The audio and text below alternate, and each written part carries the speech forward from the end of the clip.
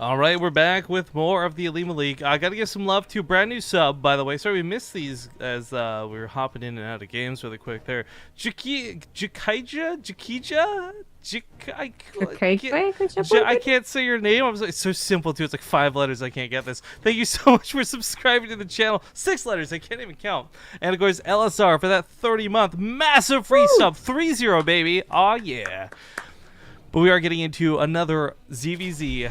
Spawning here in the top right side of Invader, it's going to be the yellow Zerg, Root Gaming's Hydra. In the bottom left. Wait, did I say right again? I don't even know. It's the red Zerg Soulkey. I was really questioning just how you're going to say this. Is that really the bottom left? It's the bottom. It's like the bottom left side, and that's fine. Left side. But okay, Invader's got some very interesting, and by interesting I mean funky rules to this. One of them is that there's no cross spawn. So this means for both of these players, they could spawn either up here, or in their actual spawns, but neither of them can spawn like across the map.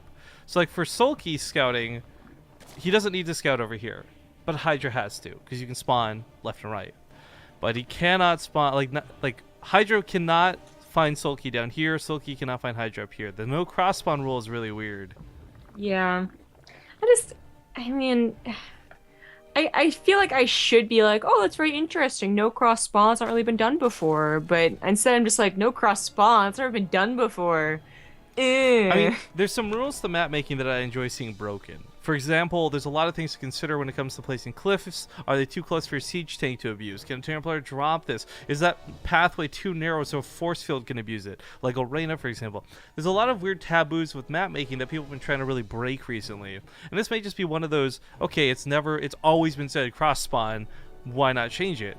And I enjoy trying new things. I just don't know that I like I just feel like cross spawn makes... It's not just sometimes the most balanced spawn positions, which was a big problem in the good old days, but it also just, I feel, creates the most interesting games. Like, I look at this map and I look at what could have been cross spawn. I'm very interested to see how the army movements would go, as opposed to vertical, where it's very obvious as to where the army movements are going to be, but oh well. We did have a earlier gas pool for Soulkey, I believe. Yes. And he is going for speed and a baneling nest. Hydra actually just holds off on it entirely, but that's a very odd choice, you know. It made sense on that the frost map. So this is really kind of interesting though, because you've got these rocks here, right? We talked a little bit about this last time, how kind of a bit like Dash and Terminal in that regard. Like, Hydra's putting his spine crawler down over here. There's gonna be some Sim City coming off. That's cool. Oh, those links yeah, those links shouldn't have got through. But Soulkey could possibly knock down those rocks and make Hydra's defense completely irrelevant. Right, that's why I was trying to remember the map. Like, it made sense on Frozen Temple, just like it made sense on Frost and Preon Terraces. There was a ramp and a rather small choke that you could wall off, and he got the wall off here. I thought maybe the Lings would try and stop the Evo Chamber from being put down, but now there's a second option. There's just rocks being able to be broken down, which might be worth the investment. There's only going to be queens attacking from the other side. But he's actually just going to try and bust the wall the good old-fashioned way, which is perhaps questionable. I mean, the reason this doesn't really work normally is because of transfuses. Unfortunately, there's no transfuses available. So the spine car goes down immediately. It's only one queen on the backside to stop these Lings from tearing through this roach ward. He's going to have to put Evo Chambers down. He's going to have to wall this off more. Queen's still going to plug that gap, and roaches are popping out, but these are starting to tear down as Banelings get popped. The Evo Chambers are low. Tries to focus the one. It needs to be canceled, but if it does, it still leaves a hole. Lings get through, but not enough get through. I don't know. There's more Lings on the way, of course. Yeah, this isn't really that long of a spawn positions, of a rush distance, rather. So Lings are getting here pretty quickly, and they are overtaking the roaches. Of course, the Roach Warren died, so no more roaches on the way. You can only make slow Lings in return, and I think Soulkey might have done it. He's going to be able to bust through the wall again and start to get in that drone line. Yeah, those roaches are fighting outside the mineral lines. There's a Baneling coming in now, too, so it gets more and more harrowing. Trying to get that Roach Warren back up. No full wall off. I mean, this is...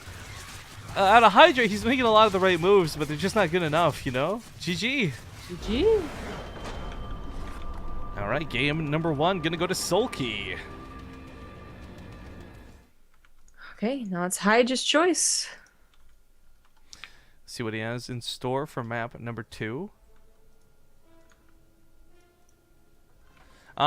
So yeah, the map pick being loser's selection is like, okay, cool. It's a bit of an advantage sometimes, but the curiosity really is like, what maps do you draw from? Because all the new maps are definitely foreign and strange, and you said those are oddly close distances. I agree. Maybe not something Hydra was anticipating, or maybe it was something he was anticipating with the wall off. Either way, still got him killed. But yeah, the other options, of course, Dust Towers and Arena that we all know. Then 3 of the new maps with Invader we just played, Ruins of Endion, and Frozen Temple. Ruins of Endion is not a map I see going to get selected often, I don't think. Not unless it's like forced upon you through the first map selection. Yeah, Ruins and, if Core Hall was here, but that's the reason it's not. So I said this in that VOD I had referenced earlier. If someone was cool enough to link it, that I put up on YouTube. But I think Ruins of Endion and Coral Carnage Knockout are objectively really silly maps. But I think they're going to give some of the more fun and more interesting games that a viewer can enjoy. Just I don't think any players are going to really want to see them.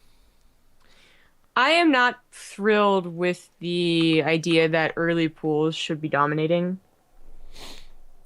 They seem way too powerful, but we'll see how the games develop if people actually do have to play on the maps. Blizzard's like, we're going to give a 10-second build time to the spawning pool. I'll fix it. All right, we're going to hop into Arena. We'll see you guys in a second. So there was a larva cancel during the intro. Not something we see too often. Hydra opting to say, you know what, I'm going to go for the pool instead. We've seen it more often in the last 2 months, though. Right. Like, usually I catch it because you're like the map intro. I'm just like, wait a minute. Compared to like our whole careers of casting StarCraft, like I've seen like 3 larva cancels total before this. Like, yeah. But anyways, the bottom left is finally throw down that 14 pool. No gas with it, though. It is going to be Hydra. Hoping his opponent's going for hatchery first. Boom. Oh, no. In the top left as the red Zerg, it is TCM's Soulkey. Did I say right? I can't do directions today. I have no idea what I've been saying. Has the minimap always had space in between? Yes, that's always been there, but it was less transparent. Like, it was a lot more black. That's what I'm saying. Like, the new update to the GameHeart UI has made several things about it more transparent, and I'm not sold. I am gonna go all like Martin Luther on this and just write a list of grievances and pin it up on Blizzard's door. Oh my god, I thought you meant because you were black. Wow. Martin Luther, not Martin Luther King. We're talking about the black area. Oh, okay, never mind. Yeah, okay. Oh, right, 95. Jesus. That was it, 99 theses or whatever. Got my Martin Luthers mixed up. I guess that's the thing. Like, if you grow up, your name's Martin Luther, you're important. Something's gonna happen in history. You'll be part of it. I know he's Tube Alloy. Thank you for the 11-month resub, and this is gonna do exactly what it's intended to do, and that's ideally get a cancel here on the natural. Some links for Soulkey are on the way, but Hydra didn't go for gas behind this, and the idea is to cancel your opponent's hatchery or kill it in a better case scenario, and end up getting yours up behind. Now, Hydra's gonna be a little bit behind in drones because of this, and that kind of sucks, as he's still investing in some more lings, but we'll see if he starts droning or not, depending on what sort of damage he causes here with his initial wave of lings. Well, getting the hatchery canceled, I was gonna call a catchery. It's gonna be so good. Because you got caught in the hatchery. is a good start. It's like I said, it's a pretty great start. It's what you want from a gasless early pool, but it is still like gasless, as Hydra I think chose this map. I was gonna talk about. Because you can play the defensive game and go for roaches right off the bat on Arena. And that just seems to be what Hydra likes to do. Not that he always does it, but he does seem to have a preference for it. But he did the early pool first, which is a little surprising, but still makes sense because you can follow up with said roaches. So by the time Soulkey's ready with his own speed, his banelings, hopefully Hydra will have some semblance of like a wall or a defensive setup on the high ground, as well as, on his way to roaches, or just simply have enough queens to defend. And that's usually the real kicker in the defense, is like having 4 or even 6 queens sometimes if you know they're going for a Ling Baneling all in against you.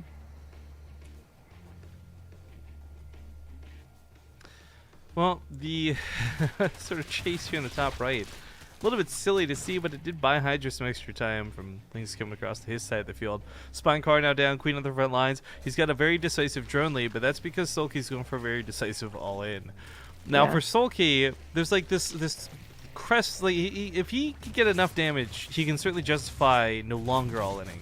But this kind of has to do damage. So a lot of drones right for the picking.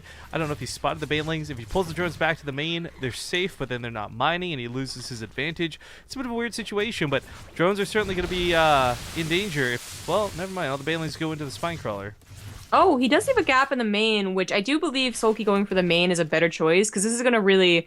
it's going to split the defense, and Hydra doesn't have a lot of units to split defenses with. Well, he also doesn't have creep spread between the main and the natural, so this is kind of awkward to shuffle those queens around. So far, so good on the defense, though. I think only one drone's gone down. I mean, this isn't too bad at all.